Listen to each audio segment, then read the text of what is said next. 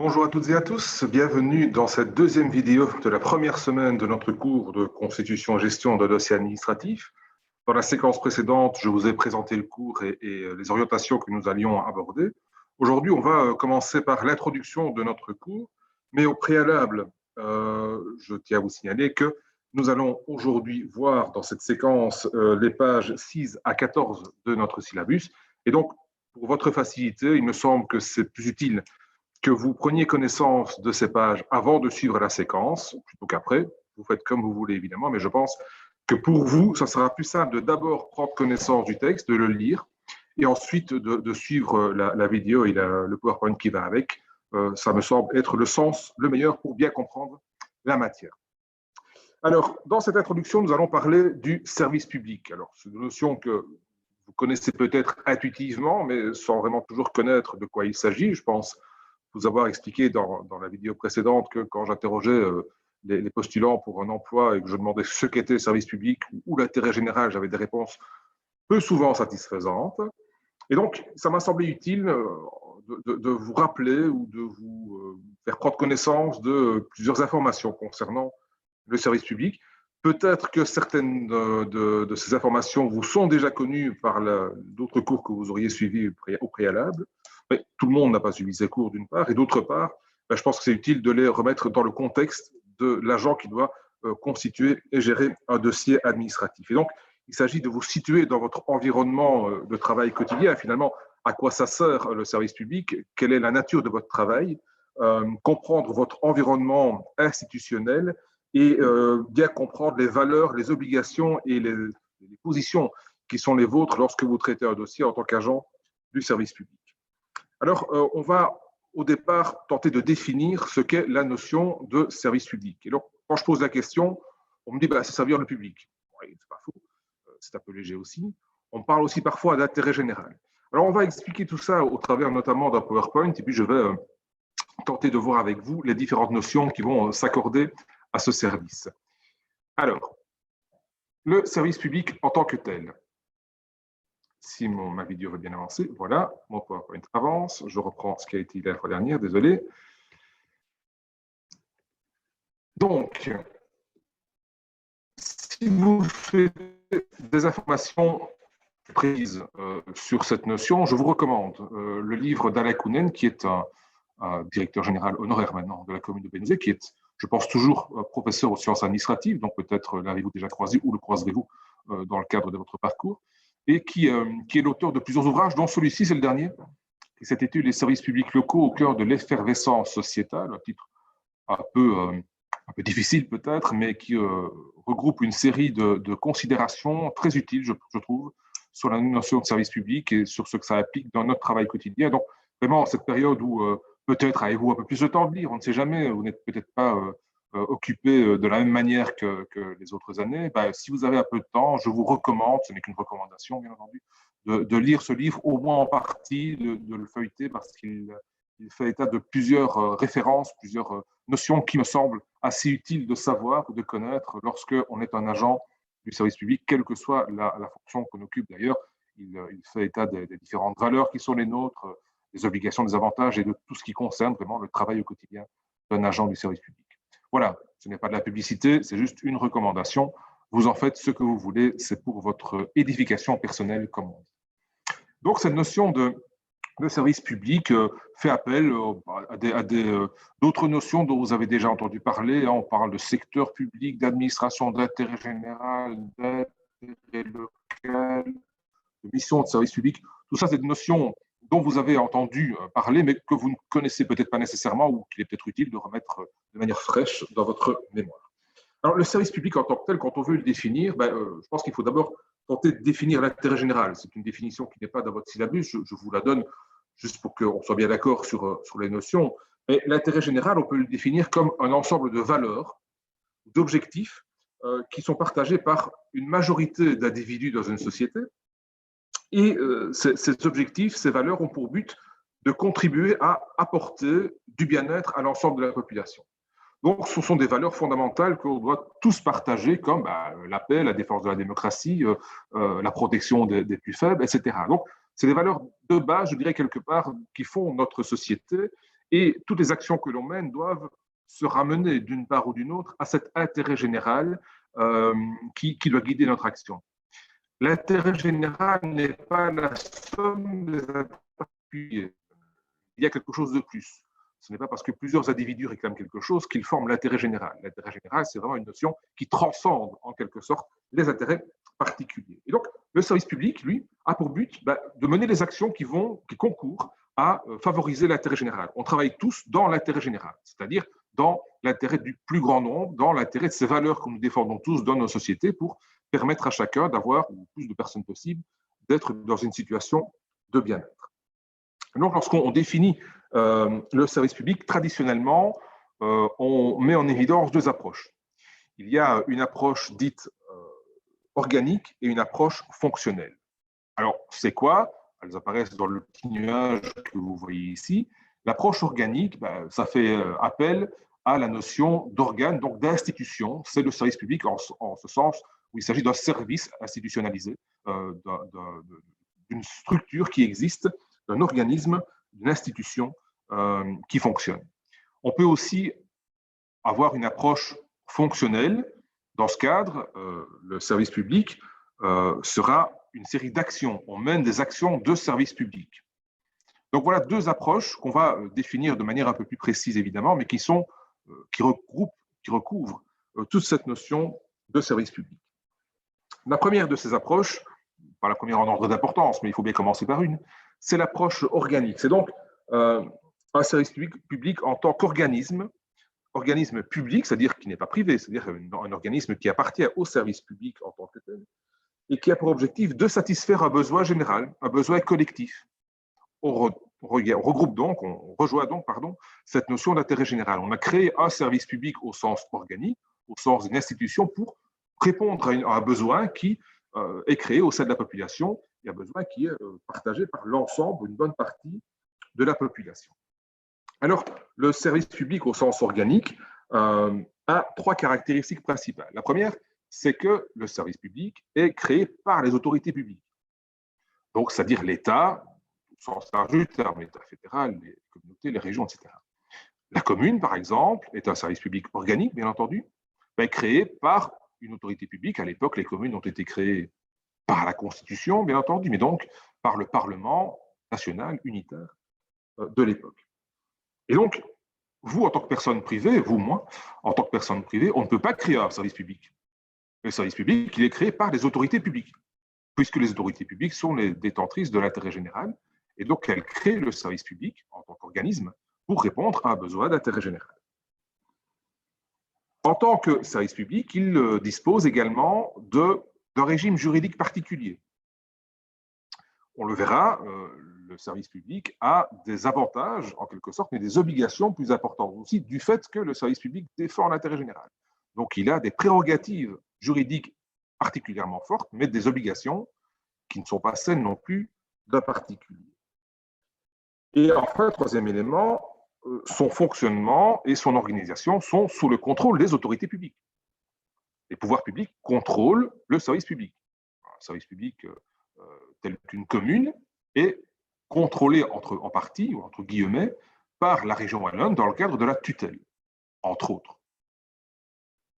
Et donc, en quelque sorte, le service public organique est créé par les gouvernants qui en maîtrisent l'organisation et en assurent leur fonctionnement, le fonctionnement se faisant au travers de l'administration au sein de laquelle nous travaillons tous.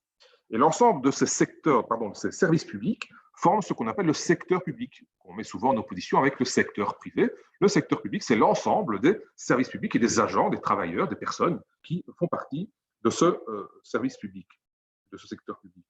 Alors, il n'y a pas que les services publics organiques au sens où on vient de l'entendre, c'est-à-dire l'État, les communes, etc. Il y a toute une série d'autres structures aussi qui sont des services publics au sens organique, qui sont, par exemple, celles qui ressortent de l'ordre judiciaire. Il y a la Cour des comptes, il y a toute une série d'entreprises publiques également, comme la SNCB. Tout ça forme aussi ce qu'on appelle le secteur public, qui est animé par les agents, les fonctionnaires, qui forment ce qu'on appelle la fonction publique. Alors, la fonction publique, je donne une définition dans le syllabus, c'est l'ensemble des personnes qui travaillent dans le service public, quelle que soit la nature juridique du rapport qui existe entre l'institution et la personne. C'est-à-dire, en termes plus clairs, que vous soyez contractuel ou que vous soyez statutaire, et j'imagine que la plupart d'entre vous est contractuel, vous êtes, ça ne change pas. Je veux dire que vous soyez contractuel ou statutaire, vous faites partie de la fonction publique. Il y a une définition plus précise dans le syllabus à la page 6, je vous y renvoie sans être, c'est juste pour illustrer davantage cette notion. Alors, qui sont ces différents acteurs? J'ai cité évidemment les plus importants. Hein. Il y a l'État fédéral, les communautés, les régions, il y a les communes, bien entendu, les provinces. Ces personnes publiques forment ce qu'on appelle le corps de l'État et qui ont une organisation bien connue que vous verrez probablement dans votre cours d'institution. Vous voyez ici un exemple assez résumé de la façon dont ça fonctionne.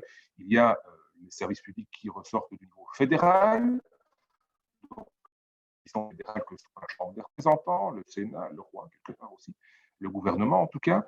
Puis vous avez les communautés en Belgique, le niveau régional, le niveau provincial et le niveau communal. Et chacun de ces niveaux a ses services publics, ses institutions directes qui édictent des normes.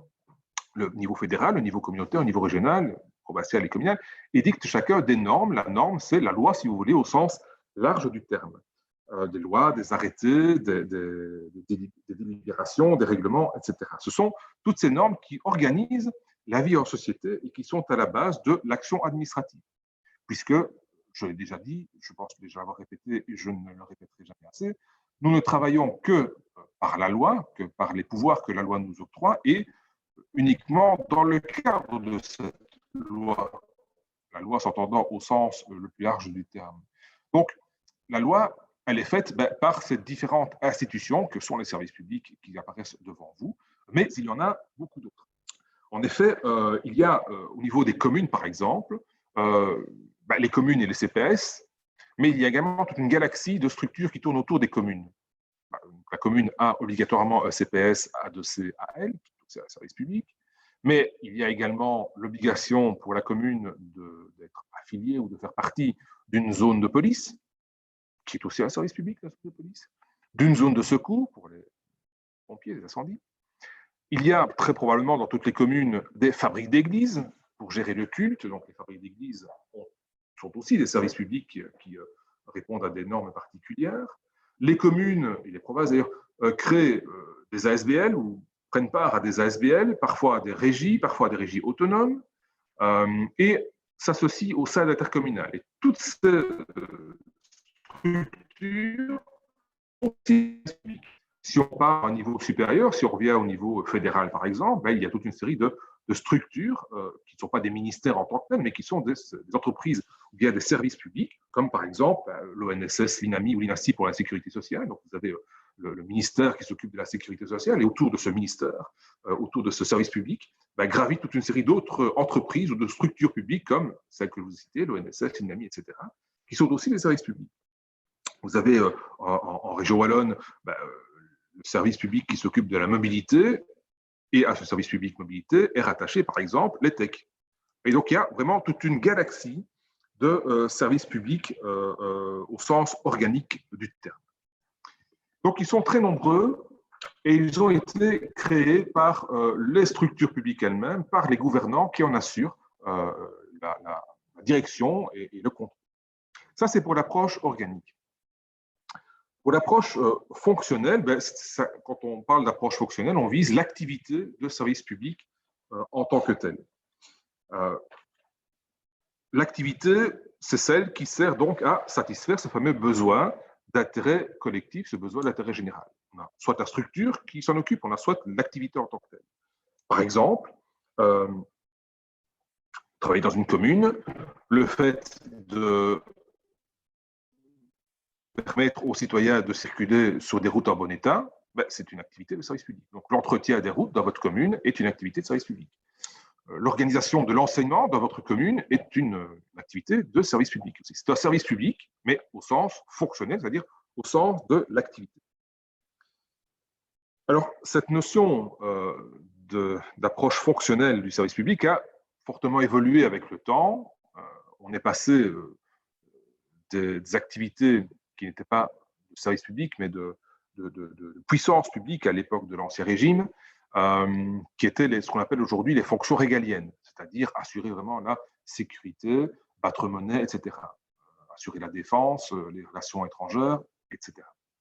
Ça, c'était des activités de service public, ou plutôt de puissance publique, qui correspondaient plutôt à la puissance de l'Ancien Régime. Tout ça a évolué avec le temps, et au fur et à mesure, les activités de service public se sont étendues. On a aujourd'hui un nombre impressionnant d'activités de service public, outre la justice, l'impôt, la défense, etc.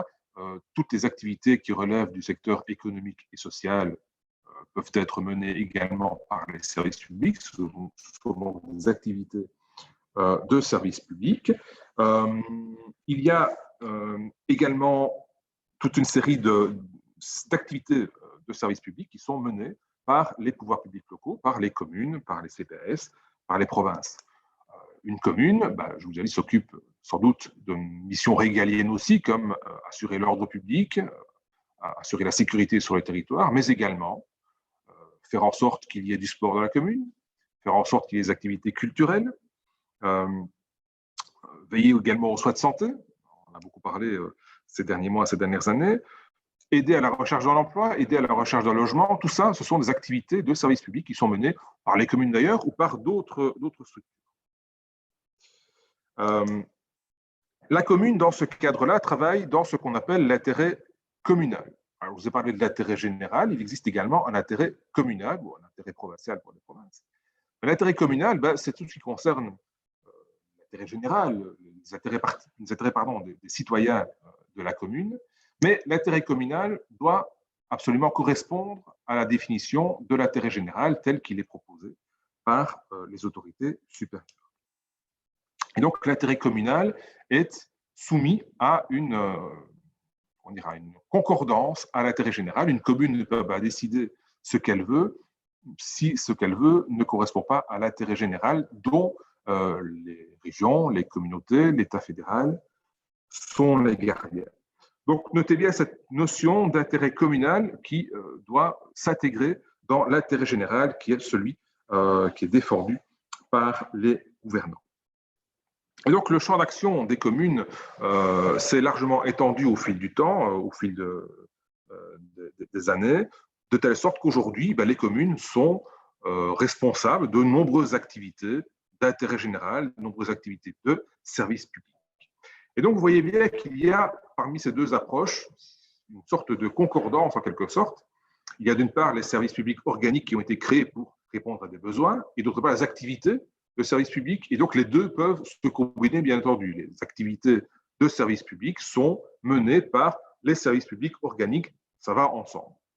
Néanmoins, il existe des activités de service public qui ne sont pas menées par des services publics au sens organique. On peut très bien mener une activité qui est d'intérêt général sans que ce soit un service public au sens organique qui s'en occupe. Exemple, en audiovisuel. L'information, l'audiovisuel est une activité de service public. Elle rencontre un intérêt général. Et donc, en communauté française, nous avons la RTBF, qui est un service public, mais nous avons également une chaîne de télévision privée, RTL, TVI, qui remplit aussi des missions d'information, des missions audiovisuelles, mais qui n'est pas un service public. C'est un service purement privé. Autre exemple qui vous parlera tout autant, me semble-t-il, dans l'enseignement, il y a l'enseignement officiel, organisé par les communes, la communauté française, etc. Et puis à côté, vous avez l'enseignement libre, les collèges, les écoles, ça et quelque chose, qui ne sont pas organisés, gérés par des services publics au sens organique. Et donc, si on fait un ensemble, l'ensemble service public au sens fonctionnel est plus large que le service public au sens organique. Il y a beaucoup de services publics organiques, il y a encore plus de services publics au sens fonctionnel, et tous les services publics au sens fonctionnel ne sont pas nécessairement gérés, menés par les services publics au sens organique. Donc des privés, des personnes privées peuvent également remplir des missions de service public. Alors, je reviens à ma commune qui, dès lors qu'elle doit gérer des missions de service public, doit le faire dans le respect de l'intérêt communal, mais cet intérêt communal doit s'intégrer dans l'intérêt général. Et donc, les communes disposent d'une sorte d'autonomie pour mener à bien leur mission de service public, mais cette autonomie est à géométrie variable en quelque sorte. En fonction des activités, les communes pourront avoir un degré d'autonomie plus ou moins fort pour gérer les missions de service public qui sont les leurs. Donc, dans votre quotidien, en fonction de l'action que vous menez des actions de service public, vous êtes des agents de service public, eh bien, en fonction des actions que vous menez, ben, vous aurez une autonomie plus ou moins grande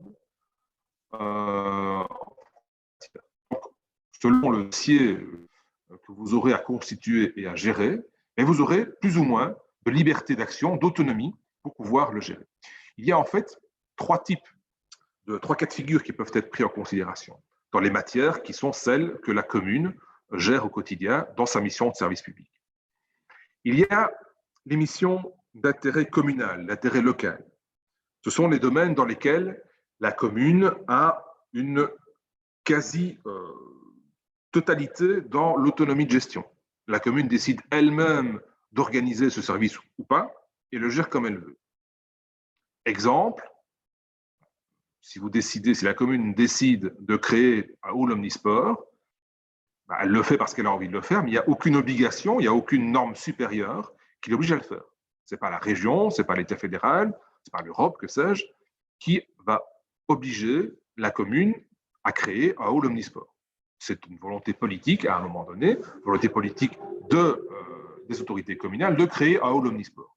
Et donc, elle le créera comme elle le souhaitera, si elle veut faire un petit, un grand, avec tel sport repris dans tel autre sport, c'est le choix pur de la commune. Et donc, dans ce domaine, la commune a une autonomie de gestion très grande et quasi totale. Même chose pour la gestion du patrimoine immobilier de la commune, par exemple, pour l'organisation d'événements. Bref, je cite quelques exemples dans le syllabus. Et donc, c'est ce qu'on appelle la décentralisation territoriale, c'est-à-dire que sur son territoire, la commune est autonome. Elle a l'autonomie d'initiative, c'est-à-dire qu'elle décide de le faire ou de ne pas le faire, et une autonomie de gestion. Je vais citer quelques exemples. Deuxième matière, c'est les matières d'intérêt mixte. C'est les matières pour lesquelles la commune, l'autorité communale, n'a pas l'initiative. Elle est obligée de mener cette action, mais elle a un degré d'autonomie dans la gestion. Il n'y a pas d'initiative. Par contre, dans la gestion, il y a une autonomie d'action. Exemple, en matière d'urbanisme, ben, la commune est bien obligée de traiter les dossiers d'urbanisme. La loi décret en l'espèce donne la compétence à la commune de faire certaines choses, oblige la commune à faire certaines choses en matière d'urbanisme, mais la commune a un degré d'autonomie pour décider si elle délivre ou non le permis d'urbanisme. Autre exemple, en matière d'enseignement, à nouveau, ben, la commune est obligée d'organiser un enseignement sur son territoire, mais elle ne fait pas tout à fait comme elle veut, mais elle a une liberté dans l'action. Elle peut, par exemple, décider de prendre des enseignants sur fonds propres. Bref, elle a une série de possibilités qui s'offrent à elle pour pouvoir gérer, pour pouvoir mener cette action qui s'impose à elle. Donc, matière d'intérêt mixte, il n'y a pas de possibilité pour la commune de refuser de mettre en œuvre cette action, mais par contre, dans la mise en œuvre en tant que telle, dans les manières de mettre en œuvre cette matière, il y a là plus d'autonomie. Et puis enfin, troisième type de matière, ce sont les matières d'intérêt général pur, pour lesquelles la commune n'a là pas du tout de degré d'initiative ni d'autonomie.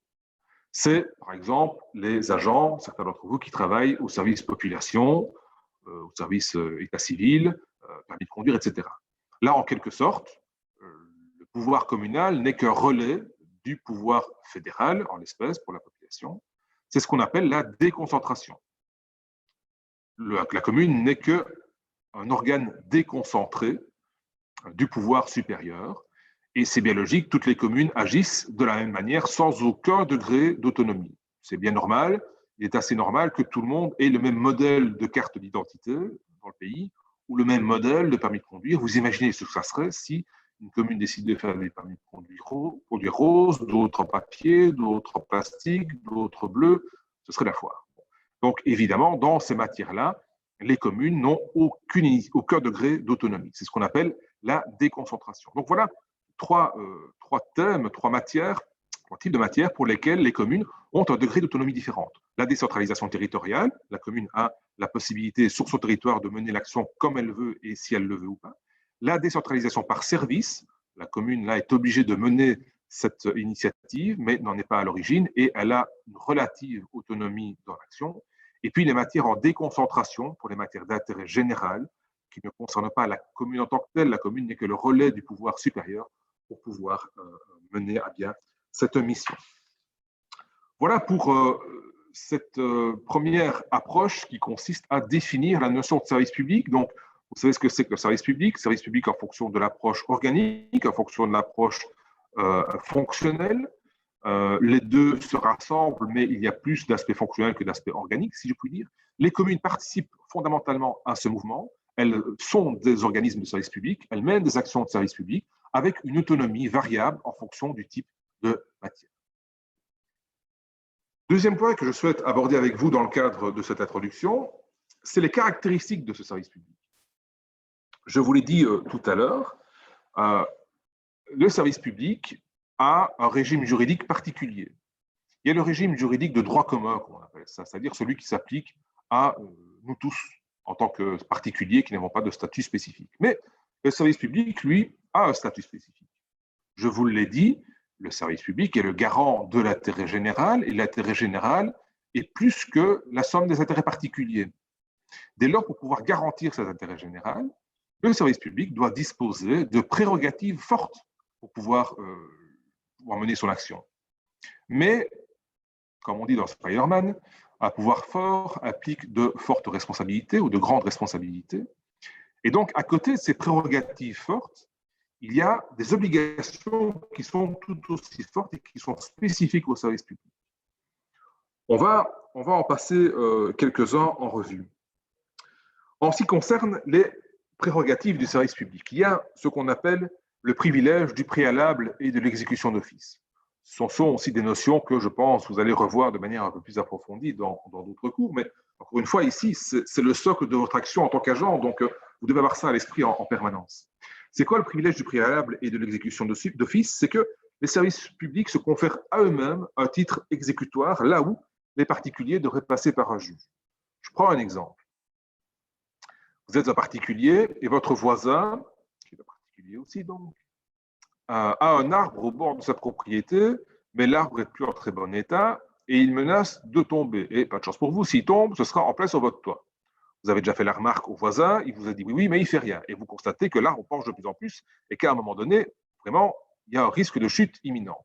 Malgré vos rappels, il ne fait rien, la situation s'envenime. Et donc, ce que vous allez faire logiquement, c'est, un avocat sans doute, et introduire une action devant le juge de paix pour que le juge de paix ordonne de couper l'arbre qui menace de tomber. Ça, c'est ce que vous faites, vous, si vous êtes un citoyen lambda parmi les autres. Si vous êtes, non pas le citoyen lambda, mais le service public, si vous êtes la commune et que vous constatez que l'arbre risque de tomber sur le domaine public, mais vous n'avez pas besoin de passer par un juge. Vous avez la possibilité, en tant que service public, d'obliger la personne à faire couper son arbre, et si elle ne le fait pas, de le faire à sa place et de lui envoyer la facture. Je simplifie fortement les choses ici, évidemment. Ça se passe de manière un peu plus complexe que ça, mais le principe est celui-là. Et donc, vous avez ce privilège qui vous permet d'exécuter une décision directement sans que vous deviez passer par un juge, alors que si vous étiez un particulier, vous devriez passer par un juge. Même chose aussi lorsque on vous demande de payer vos taxes. On vous enrôle directement et on vous oblige à payer vos taxes. Si vous n'êtes pas d'accord, vous pouvez contester, mais vous devrez quand même, en général, les payer. Donc, privilège particulièrement important, bien entendu. Vous n'imaginez pas que vous, en tant que particulier, vous puissiez aller sur la propriété de votre voisin, de couper l'arbre à sa place, puis d'envoyer la facture. Ça ne va pas, évidemment. Mais la commune, elle peut faire ça. La commune ou le service public, de manière générale, pour autant que l'arbre risque de tomber sur le domaine public étant plus important que votre domaine privé. Le domaine public, c'est celui qui appartient à tous, et puisqu'il appartient à tous, c'est bien plus important que celui qui n'appartient qu'à vous. Ça, c'est le premier exemple de prérogative forte, le privilège du préalable et de l'exécution d'office. D'autres privilèges, comme par exemple l'immunité d'exécution.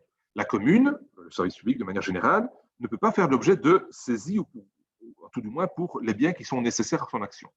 Si vous ne payez pas vos taxes, vous ne payez pas vos factures, vous verrez un jour un huissier débarquer chez vous, saisir vos biens et, s'il y a des cas, les vendre pour récupérer une partie des sommes que vous devez. La commune, elle n'est pas soumise à ce genre de choses. Si la commune est en défaut de paiement, elle ne peut pas être saisie. Les biens qui appartiennent à la communauté, à tous finalement, ne peuvent pas être saisis, ne peuvent pas être vendus et sont imprescriptibles. Alors ça veut dire quoi? Ça veut dire qu'on parle d'abord des biens qui sont nécessaires à l'activité du service public en tant que tel. Par exemple, on ne pourra sans doute pas venir saisir les ordinateurs ou le serveur, par exemple, de la commune. Par contre, on pourra venir saisir du mobilier éventuellement ou des tableaux. C'est ce qui est en général le plus commun lorsque un service public est en défaut de paiement et que vraiment, on ne sait pas pourquoi, mais il n'a pas exécuté son paiement et qu'un huissier arrive dans le bâtiment, ce qu'on mettra en garantie en quelque sorte, le bien qui va être saisi, c'est par exemple un tableau qui vaut beaucoup d'argent et qui n'est pas nécessaire à l'exécution du service public. Donc, il n'y a pas besoin du tableau pour travailler. Je parle d'un tableau de maître de peinture. Les biens du service public ne sont donc pas saisissables en tant que tels s'ils participent à l'activité du service public en tant que tel. Ils ne sont pas cessibles, c'est-à-dire qu'ils ne peuvent pas être vendus. Donc, par exemple, la route principale qui mène à l'hôtel de ville ne peut pas être vendue. Alors, on peut vendre des bouts de terrain, je ne rentre pas dans les détails à nouveau, on peut faire passer un bien du domaine public vers le domaine privé, dans ce cas-là, il peut être vendu, mais ce qui appartient au domaine public de la commune, donc ce qui appartient à tous, ne peut pas être vendu. Et enfin, il ne peut pas être prescrit, là non plus, je n'entre pas dans les détails, mais lorsqu'on passe sur un bien pendant plus de 30 ans, il peut éventuellement être prescrit. Bon, je n'entre pas dans les détails, mais sachez que la commune n'est pas non plus soumise à cette caractéristique. Autre prérogative forte, donc c'est d'échapper à ces différents éléments, mais autre prérogative, c'est la capacité pour une commune ou un service public d'exproprier, c'est-à-dire enlever la propriété privée de quelqu'un. Il est bien évident que vous ne pouvez pas débarquer chez votre voisin et prendre son jardin en disant « maintenant c'est à moi ». Ce n'est pas possible, évidemment, vous serez bien d'accord avec moi. Ce qui n'est pas possible pour un privé est possible, est envisageable pour un service public, comme la commune par exemple. À nouveau, ça ne se passe pas comme ça, mais la commune a la possibilité, la commune ou n'importe quel service public, a la possibilité d'enlever la propriété privée de quelqu'un parce qu'elle est utile à l'usage, à l'utilité publique. Le cas le plus évident, c'est par exemple un terrain qu'il est nécessaire d'acquérir pour pouvoir permettre aux gens de passer d'un point à l'autre de la commune. Il se trouve que le propriétaire privé de ce terrain-là ne veut pas vendre, et bien la commune, dans ce cas-là, a la possibilité de l'exproprier, c'est-à-dire de lui enlever sa propriété et de l'incorporer au domaine public, moyennant évidemment des dédommagements et moyennant une procédure assez complexe que je ne détaillerai pas ici. Mais ce qui est possible à nouveau pour un service public, pour une commune, ne l'est pas pour un particulier. Vous ne pouvez pas exproprier quelqu'un de son terrain. Par contre, un pouvoir public peut le faire s'il s'agit d'exproprier dans le sens d'une utilité publique. Possibilité également de réquisitionner, ça peut arriver, c'est très rare, mais un bourgmestre, par exemple, peut réquisitionner dans des cas très particuliers. On peut établir des servitudes publiques aussi, c'est-à-dire donner la possibilité aux gens de passer sur un terrain, pas d'enlever le terrain au propriétaire, mais donner simplement aux gens la possibilité, au public, donner la possibilité de passer sur un terrain qui appartient toujours au propriétaire privé. Évidemment, le droit de lever d'impôts et de taxer les citoyens. Vous ne pouvez pas prévoir une taxe pour votre voisin. Encore une fois, c'est assez logique. Par contre, le pouvoir public fédéral, le pouvoir public communal ont la possibilité de lever un impôt, de lever une taxe qui s'appliquera à l'ensemble des citoyens. Ça, ce sont les prérogatives, vous voyez, assez fortes tout de même, qui sont celles du service public. Donc, quand vous travaillez dans un service public, il faut bien être conscient des avantages, pas des avantages, mais des forces qui sont celles du service public que vous représentez en tant qu'agent. Vous avez ces possibilités qui s'offrent à vous. Naturellement, ça ne se fait pas comme ça, ce n'est pas de l'arbitraire, ça n'est pas simplement des décisions qui sont prises de manière autoritaire par un bourgmestre ou un échevin. Il y a toute une série de procédures à respecter qui sont prévues par la loi dont nous dépendons tous, je le signale une fois encore. À côté de ces prérogatives fortes, il y a des obligations spécifiques. Encore une fois, beaucoup de pouvoirs, mais aussi beaucoup de responsabilités, beaucoup d'obligations qui viennent contrebalancer ces pouvoirs. Pour citer quelques-unes, l'obligation de respecter la loi sur les marchés publics. Vous le savez très probablement, on n'acquiert pas quelque chose, des biens ou des services, comme ça, en demandant aux commerçants du coin. Il y a l'obligation de consulter plusieurs fournisseurs, plusieurs prestataires potentiels et de choisir en fonction de critères bien établis. Ce n'est pas le cas pour vous. Si dans votre ménage, vous décidez d'acheter une voiture ou un meuble, vous allez voir où vous voulez et vous achetez celui que vous voulez. Pas quand on est un service public. Là, on a l'obligation de respecter des règles qui sont contenues dans la législation sur le service public, sur le marché public. Attention, vous verrez ça de nouveau dans le cadre du cours que vous aurez sur les marchés publics, mais la nature de cette obligation, ce n'est pas de permettre au service public d'avoir un prix moins élevé. C'est une conséquence. L'objectif de la législation sur les marchés publics, à laquelle nous sommes tous contraints, c'est de garantir l'égalité de tous ceux qui sont susceptibles de nous fournir ce bien ou ce service. Ce n'est pas de faire en sorte qu'on ait le prix le moins élevé, c'est de faire en sorte que tous ceux qui pourraient offrir ce service soient mis sur un pied d'égalité. Et donc, la conséquence, c'est qu'on peut éventuellement avoir un prix qui soit moins important, mais parce qu'on fait jouer la concurrence. Mais ce n'est pas l'objectif premier de la législation sur le marché public. L'objectif premier, c'est de garantir l'égalité, et c'est en cela que c'est une obligation pour le service public, puisque le service public a pour obligation, bien entendu, de faire respecter l'égalité parmi tous les citoyens. Et donc, en respectant la législation sur les marchés publics, on entre dans cette catégorie. On a également l'obligation de respecter des règles comptables et budgétaires particulières. Dans votre ménage, vous dépensez comme vous voulez, vous achetez comme vous voulez, vous le vouliez, mais vous ne faites pas une comptabilité très spécifique de votre ménage. En tout cas, vous n'êtes pas obligé de le faire. Mais dans les services publics, il y a une comptabilité spécifique, des règles spécifiques auxquelles on est soumis. Vous savez qu'il y a un budget, il y a des règles, il y a ce qu'on appelle l'annuité du budget, il y a donc un budget par année, il y a la spécialité du budget. Là aussi, ce sont des notions que vous verrez dans le cadre du cours de finances communales, mais sachez que ces obligations que nous respectons, pourquoi est-ce qu'on les respecte? Parce qu'on gère l'argent des gens. Et puisqu'on gère l'argent des gens, il faut pouvoir le faire de manière d'abord spécifique, spécialisée et contrôlée. Vous, votre budget de ménage, votre budget personnel, personne ne le contrôle en dehors de votre famille, enfin, personne n'est obligé de le contrôler. Par contre, lorsqu'on est un service public, il y a des organismes qui contrôlent la manière dont l'argent public est dépensé et géré. Donc, il y a la Cour des comptes, il y a la tutelle pour la région wallonne, etc. Bon, il y a plein de structures qui font en sorte qu'on contrôle l'argent et la manière dont il est utilisé. Et pour dépenser, outre l'obligation de respecter la législation sur les marchés publics dont je vais parler, il y a également tout un cycle pour les dépenses, l'engagement, l'imputation, le paiement, etc. Vous verrez ça à nouveau dans votre cours de finances publiques. Mais voilà, il y a des obligations spécifiques qui s'appliquent aux services publics qui ne s'appliquent pas aux particuliers.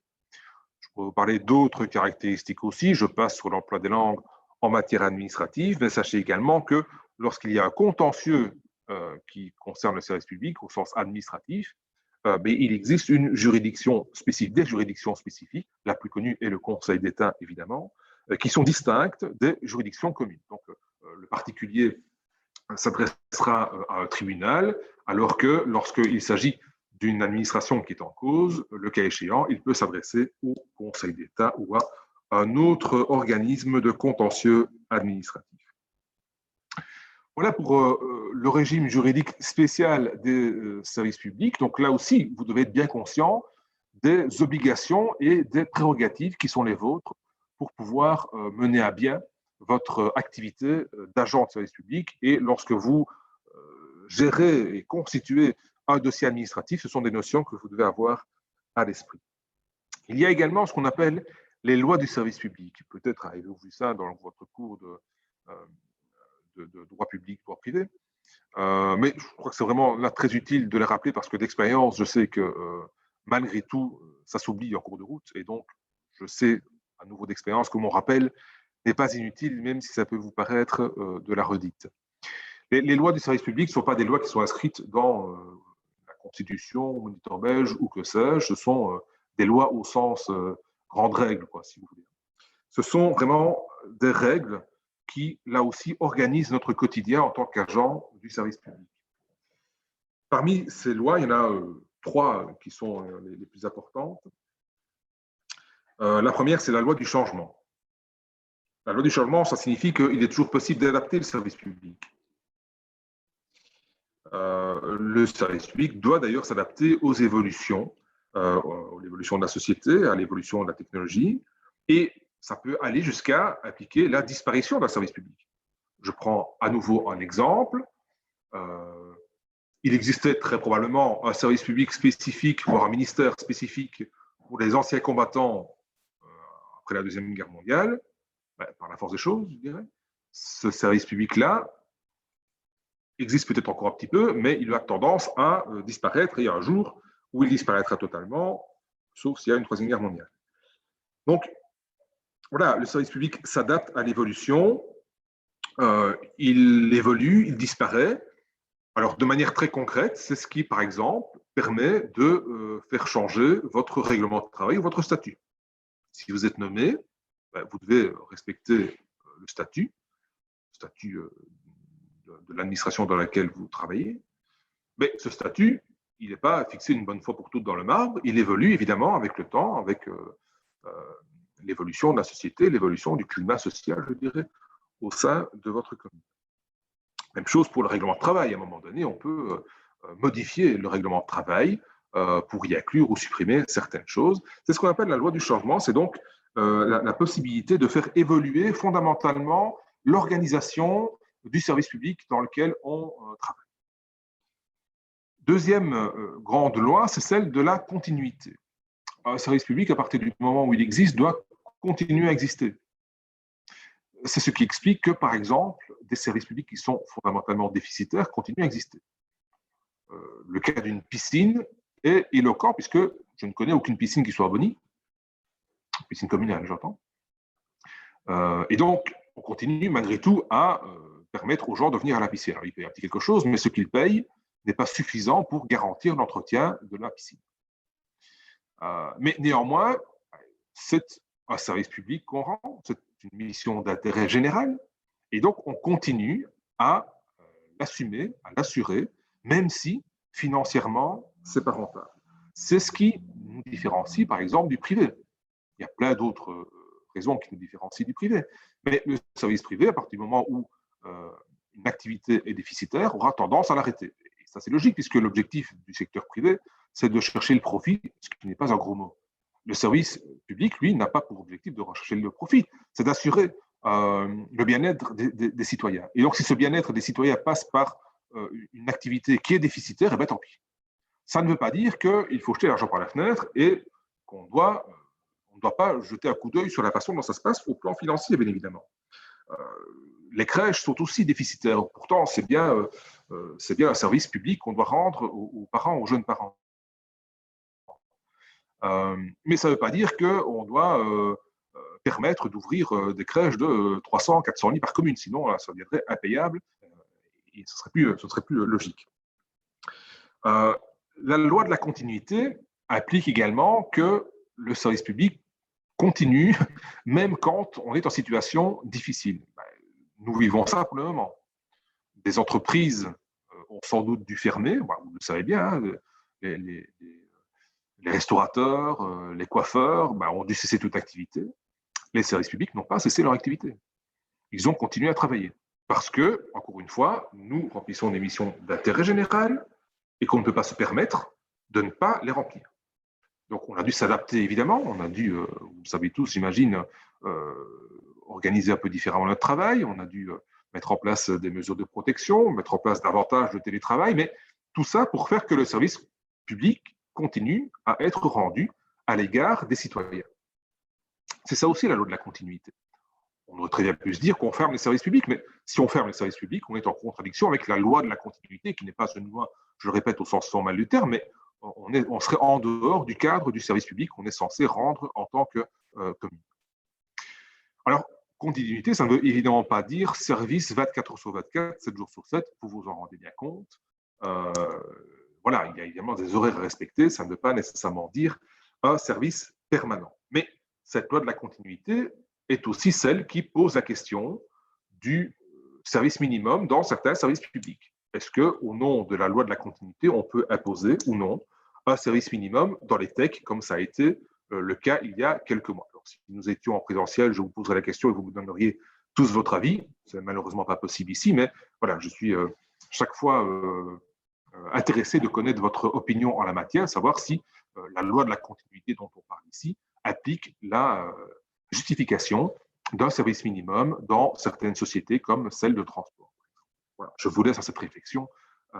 Et si vous voulez m'en faire part, vous pouvez évidemment, mais c'est comme vous le souhaitez. Et puis, troisième loi, celle d'égalité. Alors, bon, ça tombe un peu sous le sens, quelque part, c'est l'obligation de traiter les citoyens qui sont dans une même situation de manière équitable et même égale. Cette loi trouve son siège, je dirais, dans l'article 10 de la Constitution qui garantit l'égalité des Belges devant la loi. Ça implique l'égalité, par exemple, devant l'accès aux emplois publics. On ne peut pas décider que telle catégorie de personnes ne peut pas avoir accès à un emploi public. On va d'ailleurs faire en sorte que les emplois publics soient publiés. On ne peut pas décider qu'un emploi dans une commune est conféré uniquement parce qu'on connaît bien quelqu'un. Il faut lancer un appel public. L'égalité, c'est comme je vous le disais tout à l'heure, l'obligation de faire des marchés publics pour respecter l'égalité de tous les soumissionnaires, de tous ceux qui pourraient fournir le bien en question ou assurer le service que vous souhaitez. C'est évidemment ne pas faire de distinction en fonction des langues, des races, des couleurs et des orientations politiques ou philosophiques des personnes que vous avez devant vous. Alors, l'égalité, ce n'est pas non plus une égalité absolue. Il peut y avoir des discriminations qui sont positives ou qui sont acceptées. Par exemple, nous ne payons pas tous le même taux d'imposition. Les personnes qui gagnent plus d'argent payent plus d'impôts. Et donc, fatalement, le principe d'égalité, là, est un peu mis à mal. Mais, à nouveau, il est mis à mal. Pourquoi? Pour permettre à ceux qui sont peut-être un peu moins favorisés d'avoir davantage de possibilités, ou plus exactement, ce que je dis n'est pas exact, pour permettre aux services publics de continuer à fonctionner, d'avoir la possibilité de pouvoir mener leur mission en fonction de la capacité contributive de chacun. Alors, pour terminer cette séquence, en conséquence de tout cela, lorsque vous êtes amené à travailler dans un service public, lorsque vous êtes amené à constituer et gérer des dossiers administratifs, il y a quelques principes qui doivent guider votre action au quotidien et qu'on va passer en revue immédiatement. Alors, les deux premiers, je vous en ai déjà fait part. Lorsque vous travaillez, vous devez toujours avoir à l'esprit la primauté du bien commun, de l'intérêt général. On ne travaille pas pour des intérêts particuliers, bien entendu. Ça ne veut pas dire qu'un intérêt particulier ne peut pas parfois rejoindre l'intérêt général, bien sûr, mais dans toute action que vous menez, vous devez vous poser la question de savoir si cette action que vous allez mener va rencontrer l'intérêt général, oui ou non. Est-ce qu'on va contribuer, peu ou prou, je dirais, à renforcer le bien-être de la population, en tout cas à ne pas entamer ce bien-être. Principe de l'égalité, respecter la loi en tout moment. Alors, c'est parfois un peu facile à dire et pas toujours facile à faire. On peut être aussi l'objet de, pas de pression, c'est un grand mot, mais on peut être un peu poussé dans le dos pour aller un peu plus vite et de ne pas tout à fait respecter les règles. Bon, voilà, on est bien obligé de faire avec, mais néanmoins, on est obligé surtout de respecter la légalité et de respecter les processus administratifs tels qu'ils sont prévus par la loi. Principe de non-rétroactivité des actes administratifs. Lorsqu'une décision est prise, elle n'est valable que pour l'avenir. lorsque vous prenez une décision, lorsque vous forcez, quelque part, vous proposez à votre autorité de prendre une décision, cette décision ne peut normalement pas être rétroactive. Elle ne peut avoir d'effet que pour l'avenir. Elle ne peut avoir d'effet qu'à partir du moment où elle est publiée ou notifiée à la personne qui est concernée. C'est le cas, par exemple, pour les taxes. Vous ne pouvez pas décider une taxe et la faire entrer en vigueur 3 semaines ou 1 mois ou une année avant, bien entendu. C'est totalement interdit. Principe d'impartialité, le principe qui consiste à devoir examiner les situations de manière objective, sans tenir compte, bien entendu, comme le principe de l'égalité au-dessus le précisait, sans tenir compte des orientations, des préjugés, des partis pris qu'on pourrait avoir à l'égard des personnes qui sont concernées. Impartialité, ça veut aussi dire éviter les conflits d'intérêts. On a beaucoup renforcé la législation en la matière. Voilà, mais donc ne pas devoir prendre part à une décision pour laquelle on aurait un intérêt, même lointain.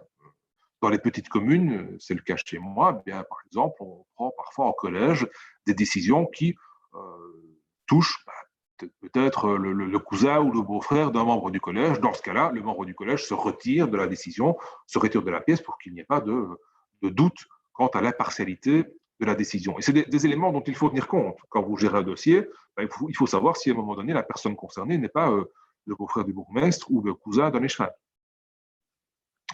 Principe de proportionnalité, là aussi, ça va avec la tempérance des prérogatives fortes qui sont celles du service public. On a vu qu'il y a des prérogatives fortes, ce n'est pas pour ça qu'il faut les utiliser à mauvais escient ou de manière excessive.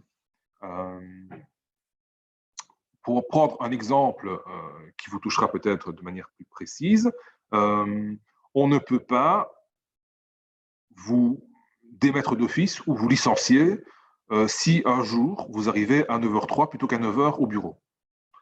Bien entendu, on peut vous faire une remarque, on peut même lancer une procédure disciplinaire contre vous, mais cette procédure ne pourra aboutir qu'à un blâme éventuellement, et certainement pas à une démission d'office, ou si vous êtes contractuel, elle ne pourra pas aboutir à un licenciement parce que vous êtes arrivé un jour en retard pendant 3 minutes, quoi. Hein. Donc voilà, c'est le principe de proportionnalité. La décision qui doit être prise doit être proportionnelle à l'effet souhaité ou au problème rencontré initialement. On ne tue pas une mouche avec un canon, en gros, c'est ça que ça veut dire, quoi, hein, bien entendu. Lorsqu'on prend une décision, il faut que les moyens qu'on met en œuvre soient proportionnés par rapport à l'objectif poursuivi. Je prends l'exemple de l'expropriation tout à l'heure. Bien entendu, on ne pourra recourir à l'expropriation que s'il n'y a vraiment pas moyen de faire autrement. On ne peut pas exproprier quelqu'un si le terrain d'à côté qui appartient à la commune permettrait de faire la même action que celle qu'on envisage au travers de l'expropriation. Donc il faut qu'il y ait une proportion entre l'action qu'on veut mener et le but poursuivi. Le principe de bonne administration, c'est celui qui consiste à travailler en bon père de famille et notamment à se fixer une règle, une ligne de conduite, une règle d'action. C'est aussi le principe qui consiste à agir de manière